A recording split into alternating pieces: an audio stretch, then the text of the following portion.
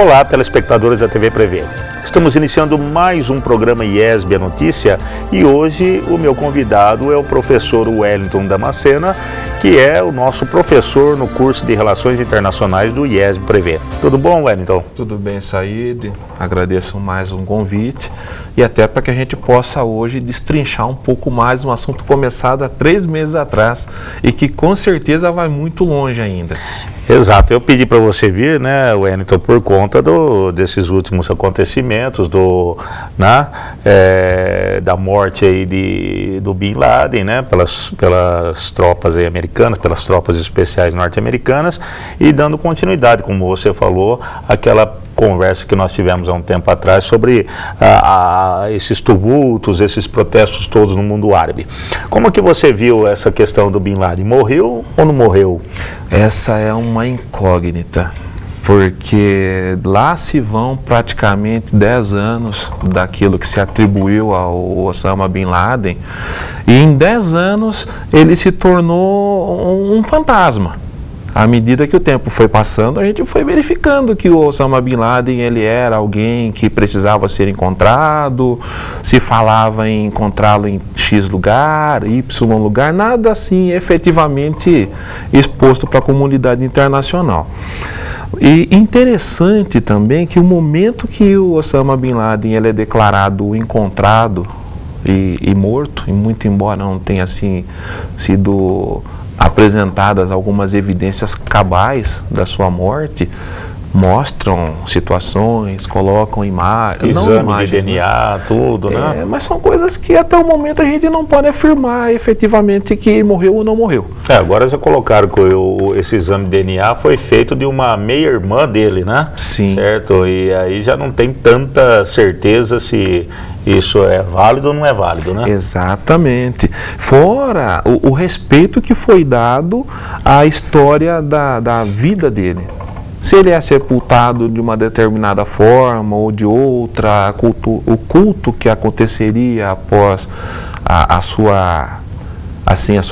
o seu sepultamento era algo que assim colocava em questionamento. Então é muito difícil hoje você afirmar. Em princípio, ele está morto. Ele foi morto, a ação foi um sucesso, anunciada há uma semana atrás. Na madrugada da outra segunda-feira, quando nós tivemos a notícia, né, passada para nós. Inclusive, essa questão do sepultamento, Wellington, gerou protestos, né, dos norte-americanos, no sentido de que foi dado um tratamento muito digno, vamos dizer assim, para os funerais do Osama Bin Laden, e ao passo que com os mortos de lá do World Trade Center, né, isso talvez não tenha ocorrido, né? Exato. Foram cerca de 2.950 pessoas, quase 3.000 pessoas que morreram na ocasião do atentado, e muito se lamenta sobre a maneira que o tratamento que foi dado ali na ocasião foi apresentado quando se trata daquele que é o maior terrorista apresentado nesses últimos tempos, o maior terrorista do século XXI, porque nós fizemos uma década de século XXI, e sempre com as situações girando em torno da situação dele, propriamente dita. E também com aquela conotação de que não é para acirrar os ânimos junto ao islamismo, né? Daí a razão desse tratamento. Mas como que você vê isso, Wellington? Você acha que realmente isso foi feito objetivando não polemizar ainda mais a questão? Ou foi uma estratégia dos Estados Unidos? Essa é uma situação bastante delicada. A gente tem que procurar, assim, existem caminhos tanto para justificar um lado um pouco mais extremista para a pacificação, como também para se acirrar um pouco mais os ânimos. Primeiramente é importante que se conheça um pouco da cultura local. Falando da maneira que se trata, do respeito ao que se entende por sagrado dentro do mundo islâmico, essa situação colocada pelos Estados Unidos, ela teve toda a sua coerência. No entanto, é interessante que você observe também assim, se Osama Bin Laden ele teve um tratamento adequado para se acirrar ânimos, esse é um momento de praticamente 10 anos da procura por uma pessoa que que não houve tanto êxito ao longo desses últimos 10 anos, dentro desses praticamente 10 anos. Acirrar as situações hoje é muito interessante se observar por conta da liderança que o Bin Laden exerceu e ainda exerce sobre uma parcela extremista da comunidade que compreende o mundo da Al-Qaeda, o espaço da Al-Qaeda. Então, se acirrar os comportamentos era algo assim a ser contido, pode ter até acontecido que o tiro tenha saído pela culatra. Até porque ele não foi enterrado, né? Exatamente. O corpo foi jogado ao mar e justamente por não ter sido enterrado como determina o islamismo, né? Certo? Isso pode ter causado até um mal-estar maior, vamos dizer assim, né? Mas é bem por isso, porque como se fala em cultura, se nós invertêssemos os papéis, o que seria, muito embora guardadas as culturas de um país para outro país, mas o que seria de alguém num estado como o Brasil ter um tratamento dessa mesma natureza, guardadas as proporções de uma cultura para outra, mas para nós já é algo profano.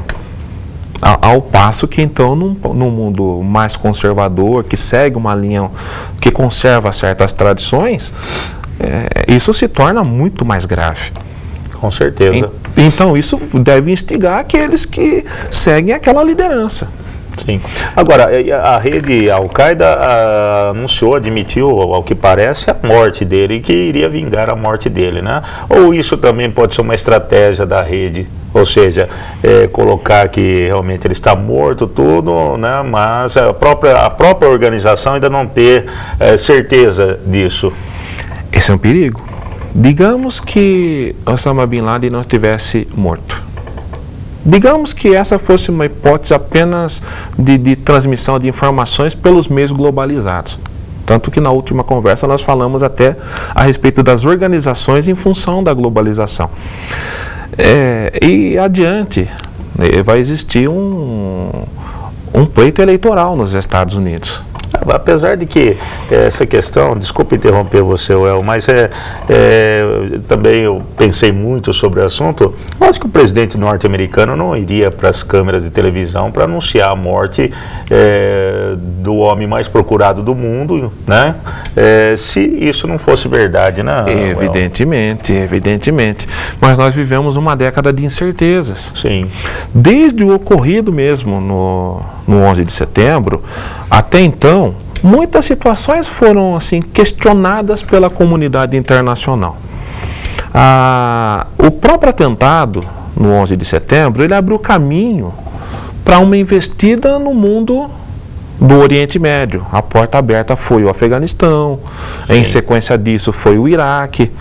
E, inclusive nós conversávamos numa outra ocasião a respeito dessa presença estadunidense naquele ambiente. Na verdade, o Iraque foi antes do Afeganistão, né? Depois veio eu digo Talibã, né? A segunda investida no Iraque, não a primeira. Foram duas investidas, uma pelo Bush pai e a outra pelo Bush filho.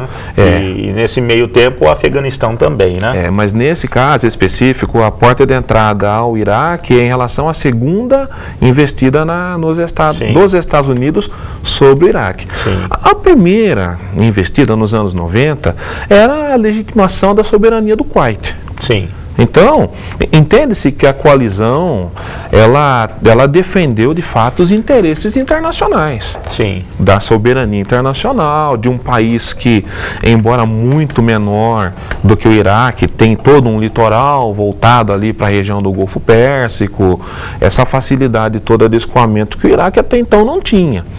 E ainda tinha o peso de contar ali com uma ditadura da família Hussein. Apesar de que naquela época, Wellington, pelo que eu me lembro, né, certo, o Saddam Hussein invadiu o Kuwait só para dar um susto, né, no emir do Kuwait, certo? Sim. Depois ele já tinha deixado claro que iria retirar as tropas do Kuwait, mas o fato dos Estados Unidos ter interferido terem interferido na questão, é que fez com que o Saddam Hussein permanecesse no território do Kuwait e levasse aos desdobramentos que todos conhecem, né? E a partir de então, o embargo pelo qual o Iraque passou, toda a indisposição desse cenário do mundo produtor de petróleo em relação ao grande consumidor de petróleo, até o momento que nós chegamos ao atentado, a guerra, a cruzada contra o terror e a ação posteriormente no espaço do Afeganistão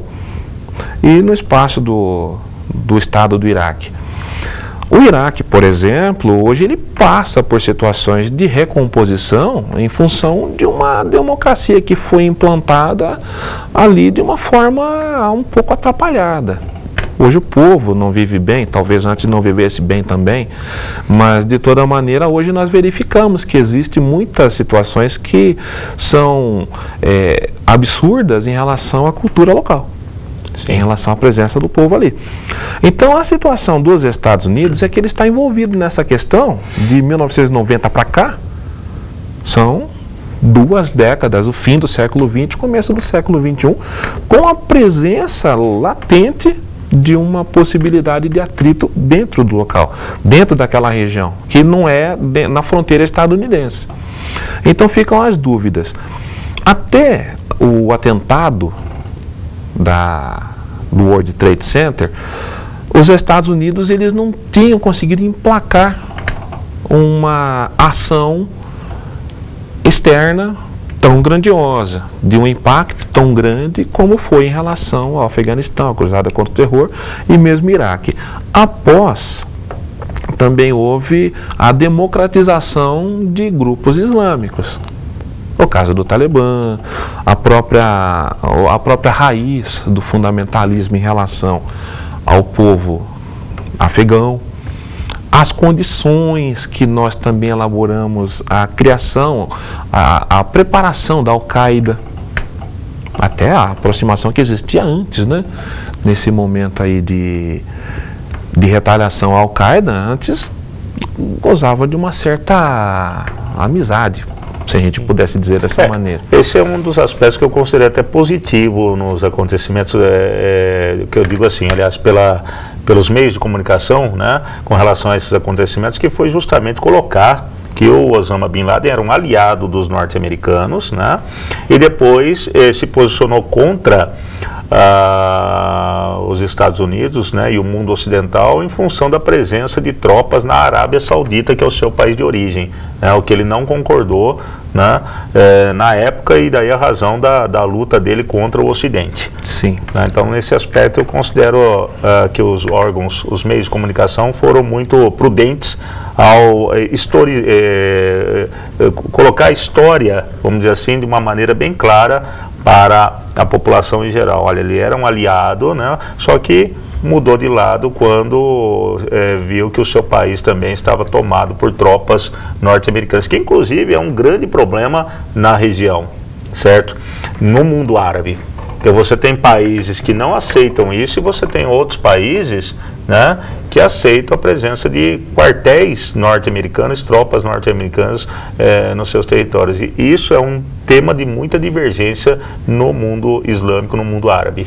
E não só, eu falei em situação especificamente do Iraque, mas os outros países que sofrem essa intervenção ou que direta ou indiretamente estão ocupados, servem de base, de fato existe aquele que quer a presença militarizada estrangeira em seu território e aqueles que querem a sua independência, a sua democracia. Sim. Tanto que, nesse caso, é muito difícil não falar do Osama Bin Laden por essa situação recente de 7 dias para cá, mas não mencionar as situações que vêm ocorrendo em todo o ambiente árabe, ou chamado mundo árabe, a região do Oriente Médio, o próprio norte da África. Até porque o mundo islâmico é maior do que as pessoas imaginam, Exatamente. né? É melhor a gente até limitar a falar em mundo árabe do que falar em mundo islâmico. O islamismo está espalhado pelo mundo inteiro, né? Exatamente. Inclusive nos Estados Unidos, né? Nos Estados Unidos. O crescimento dos adeptos do islamismo nos Estados Unidos é algo impressionante, né? A maior comunidade islâmica está na Indonésia, sim, não é? Exato. Mas nos referindo, aliás, ao mundo árabe, norte da África, ou próprio Oriente Médio, nós verificamos algumas situações bastante assim delicadas que vêm se formando de novembro do ano passado, para se delimitar uma cronologia, até agora. Foi o levante da Tunísia, quando nós conversamos na outra oportunidade, o então presidente, mas o então presidente do Egito, ele ainda era o presidente, mas uma semana depois da nossa conversa, caiu, né? Caiu, e a Líbia hoje é o foco. O Iêmen também, né? São vários países ali. Sim, o Bahrein, o Iêmen, a Síria agora, né? Do Assad. E essa democracia, hoje que nós verificamos assim com muito cuidado, a democracia ela ganha múltiplas faces. A democracia é o direito da participação, a possibilidade e tudo mais. Mas como implantar uma democracia, pelo menos de uma maneira segura, num mundo que também mantém suas tradições e não vai perdê-las? Será que então os limites, as tolerâncias nessas revoluções propriamente em todos os países eu não posso afirmar, mas uma manifestação popular, uma organização daqueles países que se entendem em condições de poder tocar o mundo sem precisar ter calço de uma outra potência, ou dos Estados Unidos, ou do Reino Unido, ou da França, que formam a coalizão hoje, que também estão no embate contra a Líbia, contra a Líbia não, contra o governo resistente do Gaddafi, que na proteção dos direitos daqueles que são os rebeldes. Agora, na sua opinião, El, essa ação dos Estados Unidos, como você colocou, vem numa hora, né, vamos dizer assim, estranha. Ou seja, na hora em que está cheio nós temos uma série de tumultos ali nos países árabes, né, certo? Clamando por mudanças, talvez nem tanto pela democracia, porque até coloquei na outra conversa nossa que os árabes, tal qual os orientais como todos, sempre gostam de um líder. Então, talvez nem tanto pela democracia, mas por mudança na liderança, certo? Mas vem nesse momento em que, nesse fervor todo, né, seria uma estratégia, talvez, ou foi uma estratégia, ou seja, de dividir ainda mais, ou talvez até de unir os povos árabes, no sentido de que isso pode ter sido uma afronta ao islamismo?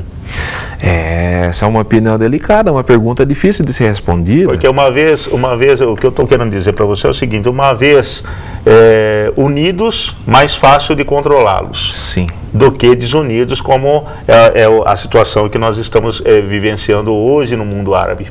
É interessante, porque nos conflitos que ocorrem naquela área que compreende o norte da África e mesmo a região do Oriente Médio, que é onde as situações são mais latentes, nós acompanhamos na última metade do século XX uma série de ações em relação ao Estado de Israel, particularmente o Estado de Israel, que forma um diferente em relação a algumas regiões ali um pouco mais inflamadas. Que inclusive fez com que o mundo árabe falasse a mesma linguagem, pelo menos teoricamente, né? Em relação à contrariedade da presença israelense. Exatamente. Ali. E agora, sem essa motivação, certo? A situação ganhou várias vertentes. Então hoje é interessante, por exemplo, que o mundo que clama por mudanças naquela região, ele está se reorganizando. É como você mencionou, liderança. É necessário ter uma liderança. Eles querem um líder.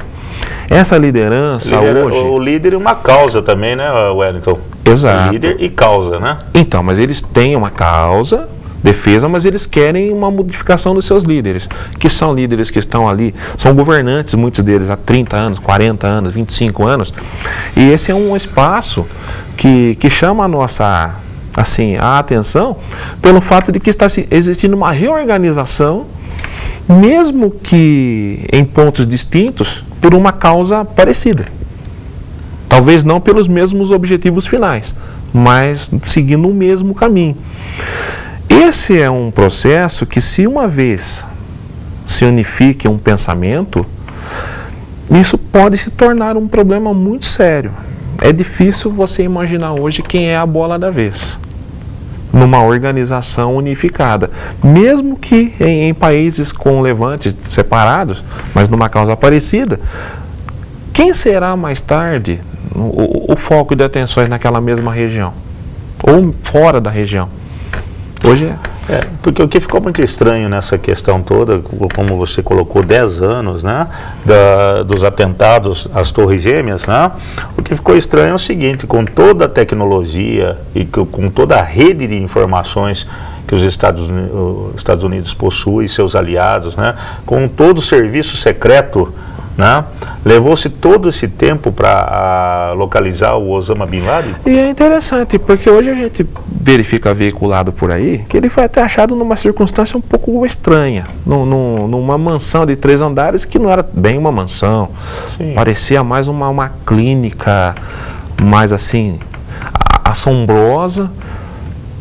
2 vacas, 100 galinhas, 3 mulheres, alguns filhos, algumas pessoas que viviam ali no entorno dele. É interessante que ele vivia, pela forma que foi repassada a situação, os últimos dias de Bin Laden, de Osama Bin Laden, ela foi repassada de uma forma assim, ele vive com uma simplicidade quase que caipira. Apesar de que isso é comum no mundo árabe, viu, Sim, é certo? comum. As pessoas lá, a própria residência dele, com várias famílias morando, isso é tradição. Não, mas até aí tudo bem, Saíde. As galinhas, as pombas, isso é tradicional do mundo árabe. Essa tradição é estranha se tratando do homem mais procurado nos últimos 10 anos. Mas isso é normal lá, eu não acredito. O que eu acho estranho é com todo o serviço secreto, né, todo o aparato que os norte-americanos possuem, inclusive com os aliados, até no mundo árabe, não terem conseguido localizar antecipadamente o Osama, e só agora, como você citou, às vésperas das eleições, vamos dizer 1 ano antes aí, né, certo? É que essa ação foi tomada, e também em meio aos tumultos ocorrendo no mundo árabe, que é o que chama mais atenção. Sim, não foi um fato isolado, ele foi um fato que aconteceu mediante tantas circunstâncias que vem se inflamando nos últimos 4 ou 5 meses. Você vai lembrar que no outro programa eu perguntei isso para você, e repito a pergunta, né, certo? Que para os norte-americanos seria fácil controlar os países árabes com democracia? Pois é, uma vez dentro do Estado do Iraque, outra vez aproximando-se mais de um futuro governo líbio. Você já pensou os países árabes com alternância de presidentes, de 4 em 4 anos, por exemplo, né? Como que os norte-americanos costurariam alianças com esses governos, com vários países ali? É muito mais fácil, é muito mais fácil. Você acha mais fácil? Eu acho mais fácil eles procurarem esse caminho dessa distorção. Então. Criar uma torre de Babel. Sim. É muito mais fácil, então, motivar essas situações para que elas criem momentos difíceis. Mas o pós-investida estadunidense é uma situação bastante complicada. E a questão bélica, Well, por exemplo, os Estados Unidos passando por uma crise econômica, a história já revela para nós, né, que em muitas crises econômicas a solução foi feita através de guerra, ou seja, né, com a guerra fomentou-se a indústria bélica, certo? A indústria interna, isso gerou desdobramentos econômicos vantajosos para os países que fomentaram as guerras. Não seria talvez o caso até de estar se prenunciando uma guerra com o mundo árabe até para levantar a economia norte-americana? Mas uma guerra nesse momento teria proporções devastadoras, pois as 2 últimas grandes guerras, as nossas melhores referências, elas apontaram assim caminhos de prejuízo para algumas nações, como a própria história já demonstra. Mas algumas saíram no lucro, vamos dizer assim, sim, né? Mas esse momento é um momento bastante complicado, porque uma guerra no mundo árabe, vamos ver, a Arábia Saudita produz 1/5, 1/4 de todo o petróleo mundial. Apesar de que nós estamos falando aqui de uma possível guerra, mas ela já existe, porque não é feita uma contabilização adequada, mas as mortes no Afeganistão, Paquistão também, né? Líbia agora, recentemente, né? Através de intervenção militar, ou seja, se for somar tudo isso aí, tanto de um lado quanto do outro, do lado inclusive dos aliados da OTAN norte-americanos, são muitos mortos, né, Wellington? São muitos mortos, só que vistos de maneira dividida. Segmentada. É a hora que você puxar direitinho a estatística lá, quantos norte-americanos e britânicos e franceses morreram no Afeganistão. É de espantar os números também, né? São números extraordinários. Por isso eu falo para você que uma situação de guerra nesse instante, envolvendo o mundo árabe, ela teria proporções devastadoras, porque de maneira segmentada já assusta.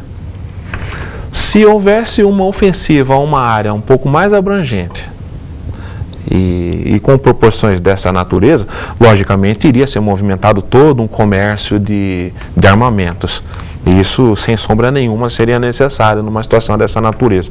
Mas mesmo no momento da Guerra Fria, também houve todo um preparo para que as guerras elas tivessem uma motivação diferenciada. Que as mortes ou os prejuízos materiais, eles, de uma certa maneira, fossem reduzidos. Apesar de que esse não é o perfil dos democratas, né? Não é. Os democratas norte-americanos, né, Wellington? Eles não, pelo contrário, né? Eles não são favoráveis às intervenções militares, né? Sim, eles não são favoráveis, mas nós estamos aqui em cima de algumas especulações importantes. Apesar de que o Obama prometeu que retiraria as tropas rapidamente do Afeganistão, né, de outros países. Exato, isso não aconteceu ainda, né? A previsão, ela começaria assim com retiradas do Iraque, né? Do Iraque, mas a partir agora dessa metade final desse ano nosso, do ano de 2011. Sim. Porém, esse revés, nessa condição, ela pode retardar essa saída. Porque exatamente pelo fato de os grupos ficarem inflamados a partir de então. Porque hoje nós não podemos imaginar que uma retaliação, ela seria assim, toma lá da cá. Mas o mundo árabe não, vamos dizer assim, não levou muito a fundo essa questão da morte do Osama Bin Laden, né? Mas o problema é a Al-Qaeda. Sim. O maior problema aí é a liderança que ele exercia sobre um grupo classificado como terrorista. Até porque com os tumultos que estão ocorrendo no mundo árabe, acho que isso também não foi motivo de tanta preocupação, vamos dizer, né? Claro, dada a seriedade da situação, mas em função dos focos de protestos, vamos dizer assim, do interesse dos povos de alguns países árabes, isso não foi levado tão a fundo como como havendo uma necessidade de vingança até em relação ao ocorrido, né? A vingança pelo ato em si, não. Mas é necessário ter um cuidado, porque as circunstâncias da morte do terrorista foi uma circunstância que nós já discutimos de início, né, um pouquinho assim, fora do normal. Tem a própria situação do Estado do Paquistão, que, em princípio, não tinha conhecimento do que estava acontecendo dentro do seu próprio território. Ou seja, é uma situação de cuidado no sentido de que o Paquistão ele pode não ter, não vai existir o revide. Mas e a soberania do país, como fica?